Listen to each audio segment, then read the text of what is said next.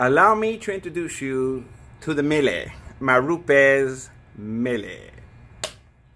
This afternoon I want to share with you my experiences with this machine right here, okay? Now, I've been polishing paint for over 30 years, and I absolutely adore it. I've been blessed to polish many of the world's finest cars, a lot of historically significant aircraft and vehicles, and this is all I know how to do, and this is what I love to do, okay? I've never liked gear-driven or forced dual-action machines. I've tried some in the past before, and my experience with those is it just beat me up. It just made me tired. I've done full paint corrections with other brand machines.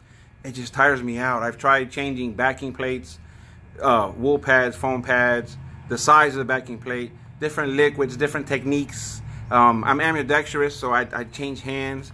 One machine in particular spins. What does it spin? Oh, it spins counterclockwise. Every other machine I have spins clockwise. Their machine was counterclockwise. I just couldn't get the hang of it. I know a lot of good detailers, top-end detailers, that use the other machine I'm talking about, and they do a fabulous job, and they love their machine, and it is a high-quality machine. Nothing I could get used to, and I tried. I wanted to love it. I couldn't. Man, then Rupes came out with the Bigfoot. Oh, how much did I love the Bigfoot. The 21 and the 15, it just kicked up our performance. It made us go quicker, more efficient. I just loved it. Then Rupes announced that we're going to come out with their gear-driven, with their Force DA.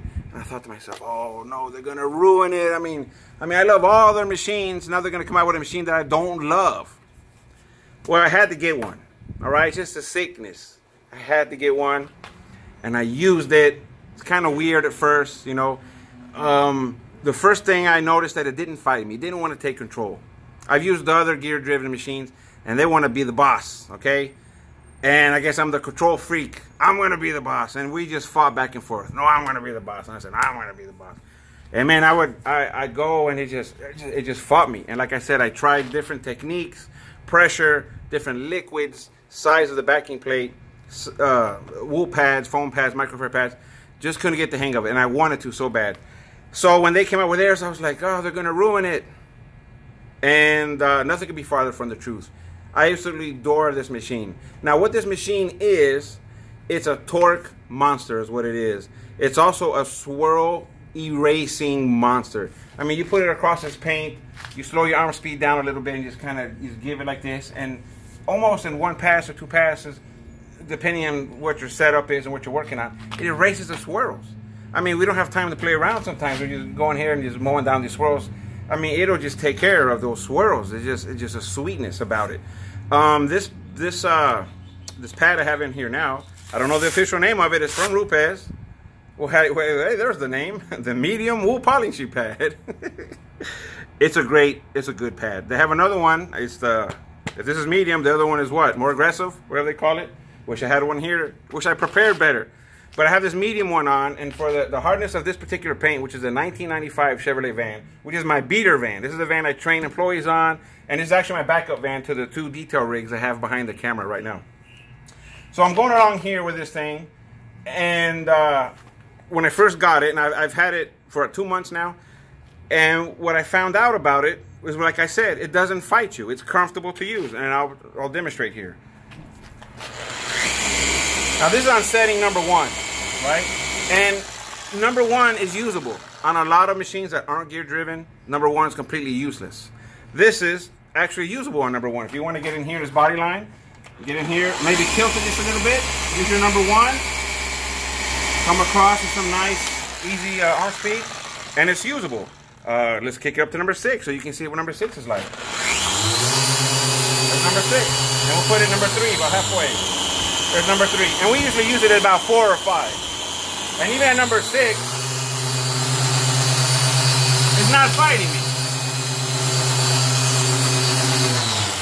You can see it's not fighting me. It's not trying to take control. Now, to be fair, let's put some product on here, because without product, or with product, it's a little more grabby. You have some more resistance. All right, so let's put some product on there. And that's Meguiar's 105.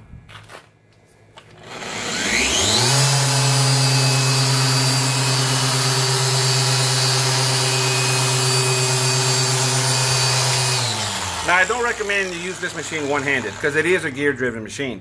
I just did that to demonstrate to you how comfortable it is. There is a vibration to it, but it's very minimal. I mean, it's just nothing. Make sure you see my hand a little bit. And it's on 6. Bring it down to number 4.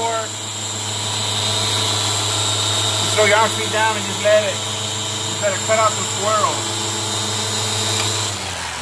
Now, what I'm polishing here is paint that's been sanded with 1500 and then been sanded with 2000, and that's what I'm polishing out.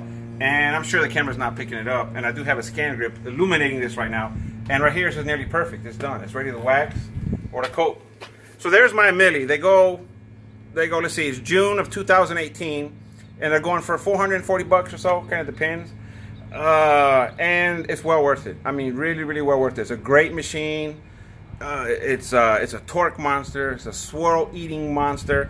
It's very well made. You can feather the trigger here a little bit. See that? Look. Feather the trigger has a slow start, which I like. My only complaint. And the guys at Rupes are probably high-fiving each other, right? Joe knows our machine. This cord is about 2 miles long. And if you guys know me, you know my pet peeve about cords. Look at this cord. So I'm sure a lot of people like the cord. And it's not enough cord to go around the car. You can do one side of the car. And some people like it, and I'm not one that likes cords. My other complaint is this is real soft here. I wish I had something that would hold it a little better. There's times where I'm polishing and I'll bump it, and it'll just move a speed up or down. And these are petty things I'm complaining about. Okay, I mean I'm gonna plug it in anyway, so it doesn't matter to me. And just be careful not to bump this. You know, those are the only 2 complaints if I had complaints, right? Other than that, it's a fabulous machine. If you're on the fence about getting one, get one. But you have to remember, it's not a regular dual action machine. It is a gear-driven machine. Gear-driven machines, no matter what brand you have a certain characteristics to them, and you're going to fit it. You're going to fit it. It's got some torque to it. It's got some muscle to it.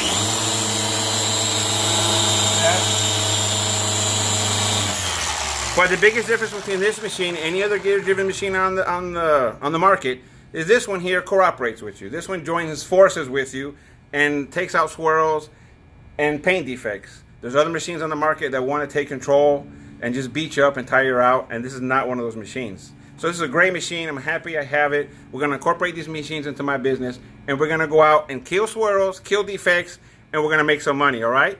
So much love to you. Thank you for watching, and we'll talk to you later. God bless.